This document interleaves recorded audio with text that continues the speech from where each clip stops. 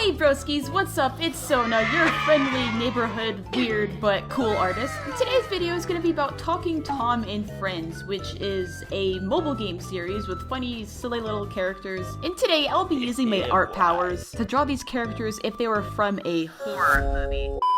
The first character that I'm starting with is Talking Angela. So Talking Angela is one of the mobile apps for this series, and she's basically this white cat that you talk to. You can have chats with her, she asks you questions, you can interact with her, and also give her gifts and stuff like that. Just like most of the games from the Talking Tom and Friends series, it's pretty simple. There's usually a pretty minimal amount of content in these games, but nonetheless, it definitely entertains kids. I've actually never played any of these games before myself, but I've definitely heard a lot about them when they first were popping up. And while Talking Angela was not the first game from this series, it definitely became a very big thing when there was this theory going on about her, about how there's apparently an old man sitting behind the Talking Angela bot, and supposedly there was a rumor that there was a camera in Angela's eyes and she was looking at the kids through the phone screen even when the phone was turned off. This actually made it to the news, so this rumor spread really big and it got really out of hand. People were claiming that with one of the older versions of the game, you could see a reflection of someone in her eyes, which is one of the main things that led people to making such a rumor of a random old man being behind Talking Angela. And the rumors got so bad that there was so many people and parents telling other parents to not let their children download this game because Talking Angela is watching their kids even when their phone is off, and that apparently you can't even delete the game off of your phone because Talking Angela won't let you. Needless to say, this stuff was proven to be false, and the rumor got so bad that even the people who make these games in this series came out and said that this entire rumor was a hoax and it was ridiculous. So for me drawing Angela, I decided to base it off of the rumors because it was such a big thing. So I really wanted to focus on the theory about Angela supposedly watching you through the screen, or the phone camera. So in the original game, it kind of shows her on the side at like a 3/4 angle. So I thought it would be much more unsettling if I placed the view of her directly in front of the player and she is fully staring them down. All of her attention is on them to the point where it's really creepy, and it actually feels like she is truly watching you, even if she is just on the screen. And since the theory is about her stalking kids, I think it would only make sense for me to give her more than one set of eyes, to say the least. I gave her eyes that go all the way to the top of her head, as well as on the sides. Then I topped it off with a really sinister grin. And I also thought that it would be a cool addition if I gave her several pupils in her main eye, just because, so she can really see you. In her normal design, Angela looks very soft and round, so I changed it up a bit with mine by making her look more pointy. Her jawline is very defined in my version, because I think one of the things about Angela is that she wants to be this perfect, elegant lady cat. And for a lot of people, one of the best facial features that you can have is a very nice defined jawline, so I gave her that. I made her very thin and also gave her a really defined collarbone. And to make it look like she's even more staring you down, I put her leaning on the table, having both of her hands together, and kind of look like she's in this thinking pose where she's also really focused. With my usual liner, I try to go for a more smooth line art, but for this I think it would make sense to make it more sketchy, a little bit more rough. I think it adds more creepiness to it. I think it fits this very well. As for the background, I didn't really change much. I usually don't even draw backgrounds, but I did for this one. I think it only makes sense. I didn't really change it. I did make the background a little bit darker and also made it look like this is an actual phone screen that you're looking at. I put the little bar up at the top. It says it's 3 a.m., which I think that was just a funny little addition, as well as the battery and the Wi-Fi symbol. And she's also wearing the blue dress that she has in the game. Lastly, I topped it off with her having a little chat bubble that says, "I see you." Next up on this list, we are doing none other than Talking Tom, who is basically the protagonist of this series. He was the first character to come out, as well as his game back in 2010, which looked really wonky compared to the Talking Tom that people know now. For my design, I'll be basing it off the original Talking Tom and not the newer one. So unlike Angela's game, Tom's game is a bit more simple. Rather than chatting and have a conversation with Tom, you interact with him in different ways, such as punching him in the face or the stomach. There are several little things that you can do with Tom, but by far, the most popular feature that he had was where you could say something to him and then he would repeat it back to you in this Alvin and the Chipmunks voice.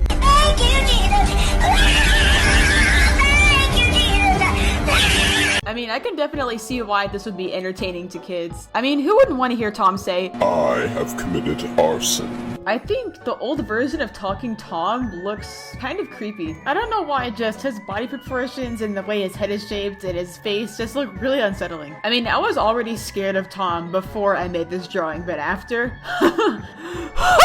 So my main inspiration for my drawing is from the gameplay. Specifically, when you make Tom repeat something that you say, his mouth opens so weird. It is so unsettling to look at. Why? Why does it look like that? In my opinion, this is nightmare fuel on its own, okay? But since that was already scary to me, I made it 10 times worse. I took that as my inspiration and I made it look so dramatic, and I made his mouth open so big that his jaw doesn't even exist anymore. His mouth has been opened so wide that he cannot even close it. The jaw is practically unhinged, and also his lip skin is kind of just hanging there, because I always found it really weird how whenever he talked, his lip is just so stretched out. So I made it so stretched out to the point where it's just hanging there. Another thing is that one of the animations in this game for Tom is really cringeworthy. It's this little animation where he walks up to the screen, he takes his claws, and then he proceeds to just slide and scratch his claw down the phone screen. And it just makes this terrible noise that no one wants to hear. So I thought that would be perfect to add into my drawing as well, just to make this look even more unsettling. There isn't really any lore behind this, but I decided to make his eyes pitch black along with this black fluid flowing through it because, you know, edgy, am I right? There honestly isn't really much more I can say about this. I just tried to make it look as gruesome as possible. I didn't bother adding blood to this because I already think it's bad enough. I also made his whiskers crooked to top it off, and I put a brick wall in the background just like in the game. Alright, lastly, I'll be drawing Talking Ben. So Talking Ben is a dog. He's actually not a cat, unlike the other two. Just like the others, his game is really simple. He basically just sits in a chair and he's reading a newspaper about the arson that Tom committed. Just like the others, the Talking Ben game has been out for a while now, but as of recently, it has become really popular, specifically because of this one YouTuber that played this game, Speedy. And a lot of people found it really funny, including myself, and now there's just a bunch of memes about it. Out of all the characters, Ben is definitely the laziest because he literally just sits there reading his newspaper, and whenever you try to bug him, he just tells you to shut up. But you know, when he isn't on his newspaper, he's on the phone, and he also repeats what you say, just like Tom does. But instead of repeating it in an Alvin and Chipmunk's voice, he repeats it in a lower tone voice. So it's more like he's actually insulting you. So yes, if you guys couldn't already tell, I'm basing my concept for this drawing around the whole meme with Speedy. If you haven't seen the video of Speedy playing Talking Ben game, just to sum it up for you, he does not get along with Ben. I just want to be friends. That's all I want to be. I want to be friends. Yes. Okay, we friends now? No. They fight a lot, and it's just super funny. So I'm basing my concept for this drawing off of that, and one of the main parts in the video that turned into a really big meme is where Speedy asked Ben if he loved God, and then Ben said no. Do you love God? Ho ho ho. Do you love God? Ho ho ho. Do you love God? No. And then it's literally what I'm basing my drawing off of. I have Ben literally on the cross, and there's just these flames, and then Speedy is just watching Ben on the cross, you know, asking Ben if he loves God, and then Ben just says no. I also made Ben look like he had zero regrets to show that he is purely evil. His eyes look soulless, and he does not fear death. So yeah, that's the concept for this drawing. Ben is burning at the stake, and then Speedy is just watching him die. I actually think I did really good with making the fire. It looks pretty. I also made the sky nighttime and starry so that it makes the fire look prettier.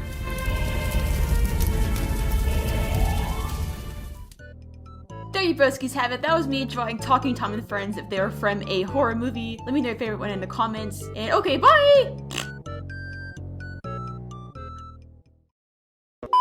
You have 1 minute and 30 seconds to draw an anime protagonist. Okay, I like this one. Oh my god, no. Ugh, please, can I color his hair? Oh, no. Oh, wrong layer. Ah! Hey broskies, what's up? It's Sona! Back at it. Hey broskies, what's up? It's Sona. So, do you like candy? Do you like cute girls? I know you do. I'm gonna mash those two things together like a pile of mashed potatoes. Because today, I'll be turning some of my favorite candies into cute girls. Also, after watching this video, be sure to let me know your favorite candies in the comments. Alright, so the first candy girl that I'm gonna be drawing is a chocolate covered gummy bear girl. Now, I won't really be super surprised if you broskies have never heard of these before because it's not often that I see these in stores anymore, but literally chocolate covered gummy bears are my favorite candy. They are so good and so underrated, honestly. I believe I discovered these when I was like 13 or 14. I would mainly see them at places like Dollar Tree or Walmart. I don't think I've seen them anywhere else, but the main brand for these is called Muddy Bears, which is really surprising to me considering Haribo is like the most well-known gummy bear brand, yet they actually don't even have chocolate covered gummy bears. I feel like there's probably a lot of people out there who immediately scratch their head when they hear the term chocolate gummy bear, because I know that when I've told some of my friends that my favorite candy is chocolate gummy bears, they looked at me strangely. It's really one of those things where you shouldn't knock it till you try it. It sounds weird at first. It was even weird to me before I ate one, but the moment I ate one, I was like, okay, this is literally my favorite thing ever. And also, for those of you who love gummy bears as much as I do, be sure to let me know your favorite gummy bear flavor in the comments. From the regular flavors, mine personally is pineapple. Also, to me personally, the orange gummy bears and the yellow ones are just nasty. Let me know if any of you broskies feel the same. The greatest thing next to chocolate gummy bears is definitely sour gummy worms. They are magical, but chocolate gummy bears are still better. For this character, I imagine her personality as somewhat shy, but once you get to know her, she's actually very open and a supportive friend who will always be there to comfort others. She's also great at giving hugs, just like a teddy bear, and overall just a very positive person. This is a little random, but I also used to be someone who would talk to their stuffed animals randomly. That actually feels quite nice and comforting, so as a friend, I also think she would definitely be a good listener. Kind of wanted to give her a more soft and cuddly look since, you know, bears are usually associated with more cuddly things anyway, you know, like teddy bears. Well, in real life, a bear would probably maul you to death. So to represent that more, I gave her a more soft and round body shape. I normally always draw the same body type, so I wanted to do something different for once, so I made her look a little round and chubby, and I think it suits her so well, especially her character. The fact that she's based off of this cute, soft, and squishy bear, I think it only makes sense. I also want to start drawing more body types anyways, since that's not really something I do, and it was really fun. As for her hairstyle, I gave her this bob cut, and as you can see for her bangs that I gave her in the front, I tried to make those look round like an actual gummy. Since I wanted her hair to represent the gummy part, I also made it shiny and multicolored, like the different colors of the gummy bear, and I also put some chocolate melting on top of her head, which is also a reference to the Muddy Bears package. I added some bear barrettes to her hair, and when it comes to her outfit, I wanted it to look a little bit flashy, but also more on the relaxed and comfy side, so I gave her this simple white crop top that spells out the word bear in different colors, and I also gave her this cute little choker necklace that has a gummy bear attached to it. I think that was really, really cute. She's wearing these multicolored shorts with little tufts of fur coming out of them, and then on her legs, I gave her these really fluffy, colorful looking leg warmers. I know gummy bears don't have fur on them, but actual bears do, so I wanted to incorporate that into her design as well. And for once, I actually made the shoes look really cool because, as most of you broskies may know who consistently watch my content, most of the time, I just give them the most boring shoes ever and I don't really add much to them. But I gave her some really cool looking sneakers. I put melted chocolate on the top, and on the heel, there is this gummy bear on the back, and also a Velcro strap with a bear on it. Because I've seen like really cool pictures of shoes online where they have like these see-through platforms on the bottom that are filled with beads, or the heel is like a whole separate item. I don't know, it just looks really cool, and I wanted to include that in this as well. Since I thought it was a cool touch, I put a chocolate tattoo and a gummy bear tattoo on her arm. And lastly, as for her face, I gave her these big shiny eyes that are looking to the side, and it took a while to get there, but I wanted to put a melty effect in her eyes, I guess you could say. I wanted to make it look like there's melting chocolate in her eyes too. And on her cheeks, I gave her these freckles that are just drops of chocolate, which I think is so adorable, and she is finished. She's a little shy, she's looking to the side, she's a comfy, cuddly chocolate gummy bear girl, and I really, really love how this one turned out. Please name her in the comments.